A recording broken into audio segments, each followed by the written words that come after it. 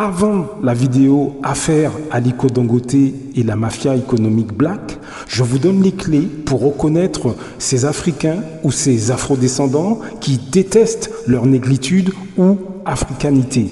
Après cette vidéo, nous parlons du comment ensemble on peut faire beaucoup plus d'argent. Choisissez ce que vous regardez. Blaf, bonjour, Africains, Africaines, Afrodescendants, Afrodescendantes, je vous salue. Aujourd'hui, on va parler du capitaine Traoré. J'ai vu un entretien qu'il avait fait avec Alain Foka, vous savez, le célèbre journaliste qui, avec ses chroniques incisives et son travail qui est largement supérieur à tout ce qu'on peut voir tout ce qu'on peut voir et entendre dans les médias occidentaux. En ce qui me concerne, je trouve il fait un gros travail en termes de recherche et d'intégrité. C'est son côté intègre et sa volonté d'être honnête dans ce qu'il fait, et puis sa volonté évidemment de défendre notre continent d'origine qui est vraiment touchante, et on a envie de l'écouter. Il a interviewé le célèbre capitaine Traoré. Alors la vidéo date, ça date d'il y a 11 mois. C'est extrêmement intéressant. Alors le titre, c'est Exclusif urgent, plus jamais la CEDEAO. Non, c'est fini. C'est sur la chaîne Alain Foka officielle. Donc c'est extrêmement intéressant. Je vous mets un petit extrait et on en parle juste après.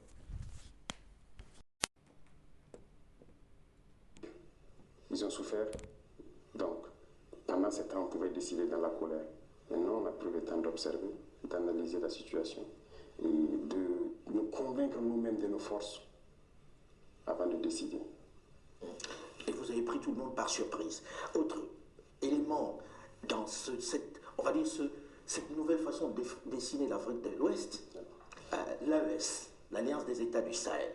Monsieur le Président, est-ce viable l'AES? Sur le papier, c'est très très séduisant, mais est-ce viable?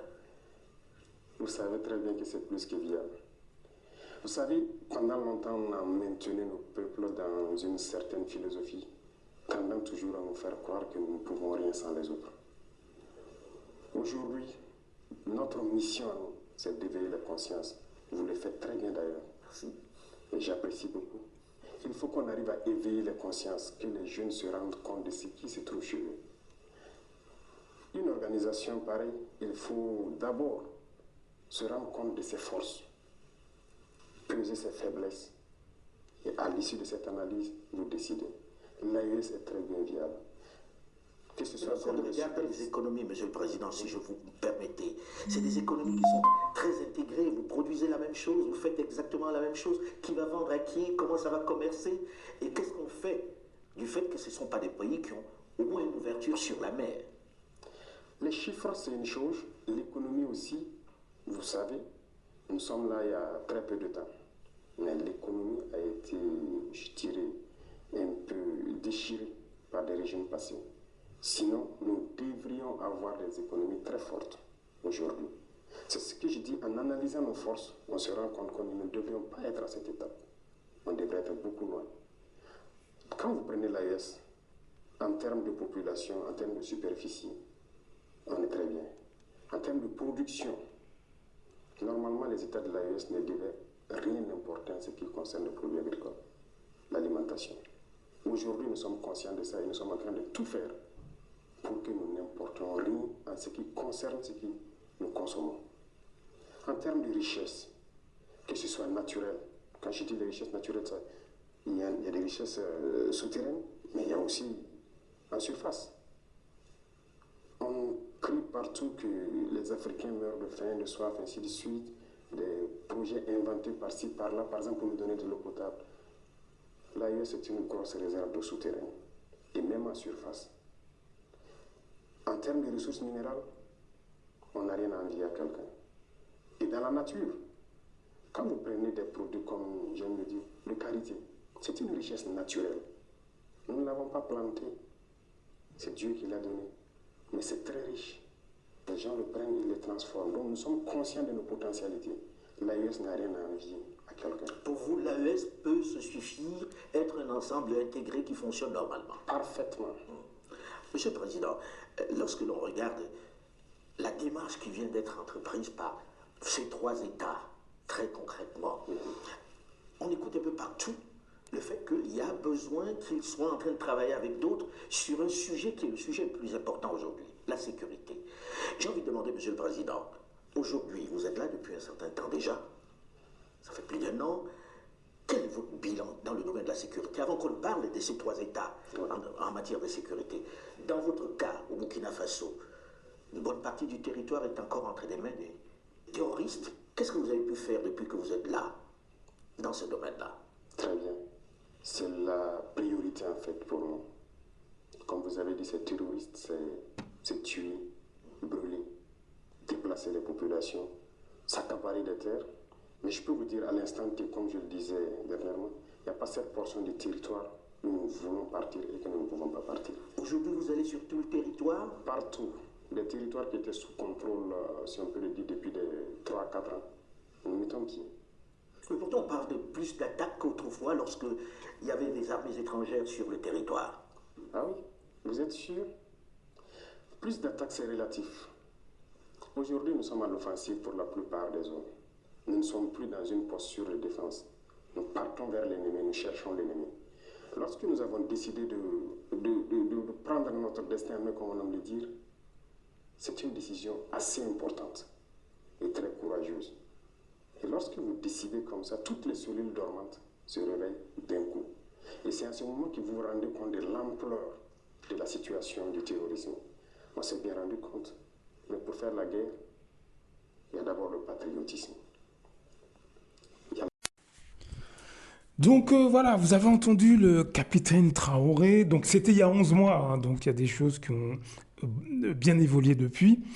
Mais ce que je voulais souligner ici, c'est son côté déterminé et son côté méthodique. Vous avez vu ces derniers temps comment les pays de l'AES, ils ont recensé leurs forces, ils ont recensé aussi leurs faiblesses et ils ont mis en place des stratégies pour, je dirais, pour planifier le futur en utilisant leurs forces et pour atténuer leurs faiblesses au maximum. C'est exactement ce que je vous dis dans ces audios en matière de poids économique. On doit dans un premier temps se former. Est-ce que vous comprenez? Pour utiliser nos forces et atténuer nos faiblesses. On doit se former sur ces questions d'argent, sur l'économie, sur la finance. On doit recenser à un niveau individuel. Vous devez recenser ce que vous faites de mieux. C'est quoi vos capacités? C'est quoi vos faiblesses? Renforcez vos capacités et atténuez vos faiblesses. Est-ce que vous voyez ce que je veux dire, mes amis? Là, nous sommes à un tournant. Nous sommes en 2025, c'est un tournant économique, politique, culturel. Les peuples se cherchent. Il y aura effectivement une période où ce sera le chaos. Mais dans ce chaos, dites-vous bien qu'il y a des opportunités. Il y a des opportunités. Les pays de l'AES ont bien compris ça. C'est une autre génération. Nous sommes une autre génération. Est-ce que vous voyez ce que je veux dire? Si vous avez entre 20 et 60 ans aujourd'hui, nous sommes à un tournant, mes amis. Nous sommes à un tournant. Et votre capacité à vous auto-analyser, votre capacité à recenser vos forces et vos faiblesses, et surtout à avancer, c'est ça qui détermine finalement le futur. Et ça, ce que je vous dis là, je vous le dis à vous, mais je parle à moi-même. Hein. Je parle à moi-même. Donc, il faut qu'on réfléchisse sur tout ça, et surtout qu'on soit dans l'action. Quand je dis être dans l'action, comme je le dis toujours, formez-vous. Lisez des livres sur des sujets qui vous intéressent, notamment, moi je vous encourage, poids économique, finance, argent, investissement. Il faut qu'on soit vraiment au taquet sur ces questions-là. Alors, c'est vrai que, comme le dit le capitaine Traoré, là, il parle du Burkina Faso. On nous a fait comprendre, en tant qu'afrodescendants, on avait besoin, effectivement, qu'on avait besoin des autres. Vous avez remarqué, surtout quand vous êtes dans les pays d'Europe.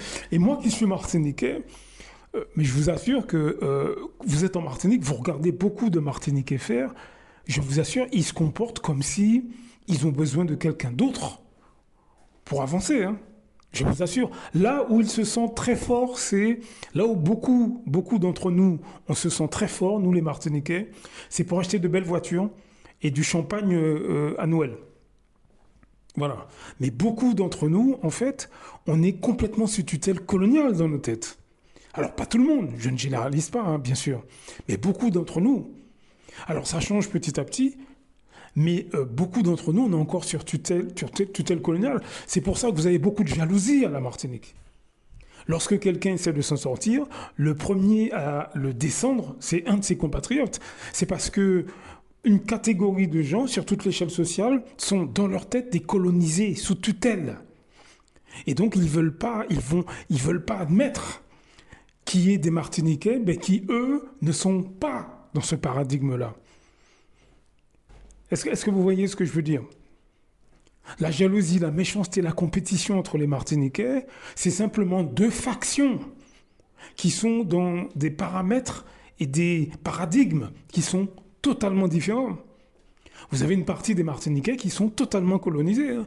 Totalement. Ils veulent être clairs de peau, ils ne comprennent pas qu'un Martiniquais puisse monter une entreprise, à évoluer, même sur le plan personnel, hein. En Martinique, une catégorie des Martiniquais ne supporte pas l'intelligence du monde martiniquais, mais du monde noir d'une manière générale. Le génie africain, vous avez un grand nombre de Martiniquais qui ne le comprennent pas. Parce que pour eux, c'est trop éloigné du paradigme occidental. Et ça, vous le retrouvez dans tous les pays du monde noir. Là, je parle de la Martinique, mais Guadeloupe, Guyane, Congo, Cameroun, ce que vous voulez, Tchad, ce que vous voulez, Mali, vous retrouvez les mêmes choses. C'est pas propre à la Martinique, hein, ce que je vous dis là. Donc aujourd'hui, il faut qu'on arrive à s'éloigner de ces mentalités de coloniser, et ça passe par la formation. Aujourd'hui, nous avons les réseaux sociaux, nous avons les YouTube et compagnie. Il faut qu'on s'en serve intelligemment, mes amis. Il faut qu'on s'en serve intelligemment. Blaf, à très bientôt.